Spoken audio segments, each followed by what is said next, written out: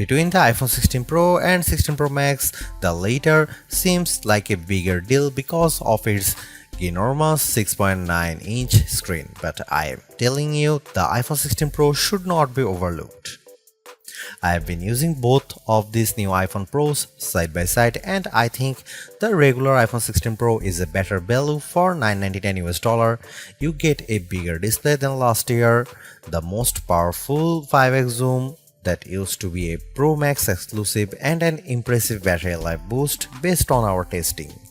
Otherwise, the iPhone 16 Pro has all the same goodies as the Pro Max, including the powerful A18 Pro chip, upgraded 48 megapixel ultra-wide camera, and impressive video features like 4K 120 FPS slow-mo videos and audio mix for zapping background noise.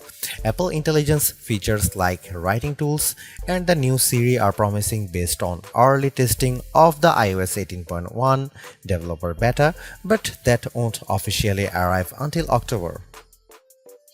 As you will see in my iPhone 16 Pro review, this is ounce for ounce one of the best phones you can buy and the best iPhone for power users on a budget, even if there's not a truly wow feature yet for Apple Intelligence yet.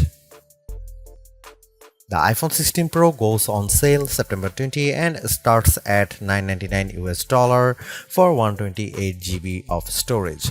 It's worth noting that the iPhone 16 Pro Max features 256GB of capacity in its base model.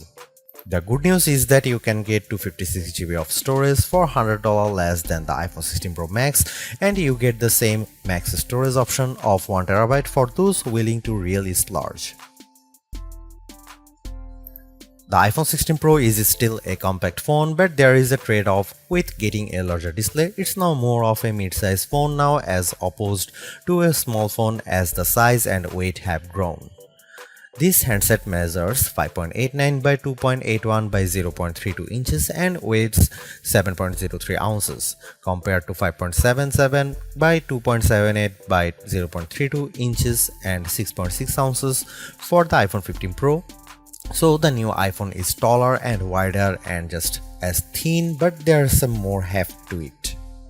The good news is that the iPhone 16 Pro is still easy to use with one hand as Apple made the bezels thinner. The design should be more durable too, as Apple claims that the ceramic shield display is 50% tougher. Plus, the band is still made of titanium, which is more durable than aluminum. The iPhone 16 Pro colors aren't very flashy compared to the regular iPhone 16. There's white titanium, black titanium, natural titanium, and the new desert titanium, which is like a soft rose gold. I prefer the desert hue because it looks new. The iPhone 16 Pro has a few key upgrades that I appreciated during my testing. There's a sharper 48 megapixel ultra-wide camera, a faster 48 megapixel main fusion camera with zero shutter lag, and the 5x tetra prism zoom borrowed from the Pro Max series. In addition, photographic styles are integrated directly into the Camera and Photos app, so you can change skin undertones and the mood effect of your photo on the fly. Plus, you can tweak it after the fact. To test the iPhone 16 Pro's faster performance, I had my son take a photo of me shooting a jump shot side by side with the iPhone 15 Pro, and the result is brighter and more detailed image.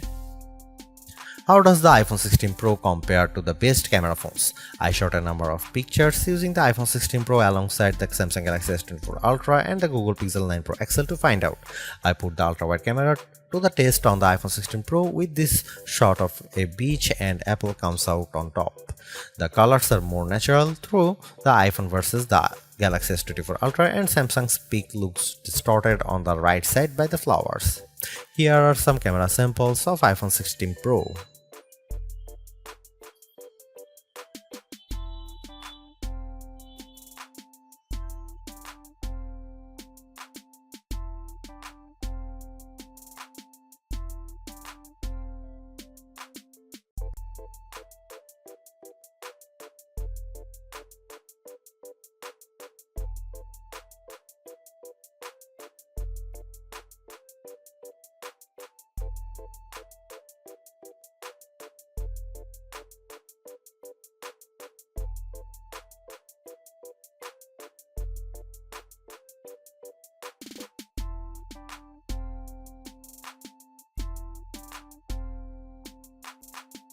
Overall, the iPhone 16 Pro is arguably the best flagship phone under $1,000. You get the same excellent cameras as the iPhone 16 Pro Max for $200 less, and I think the screen is big enough at 6.3 inches while being easy to use with one hand. I also like the improved battery life, handy camera control, and compelling audio mix feature for videos.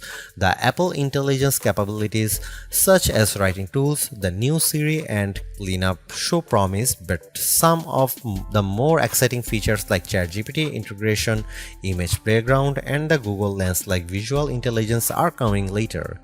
In terms of the competition, I think the Galaxy S24 Plus and Google Pixel 9 Pro have more compelling AI features right now, but I prefer the camera system from the iPhone in many cases and the extra performance from its A18 Pro chip. Should you upgrade to the iPhone 16 Pro? If you have an iPhone 13 Pro or older phone, I'd say yes.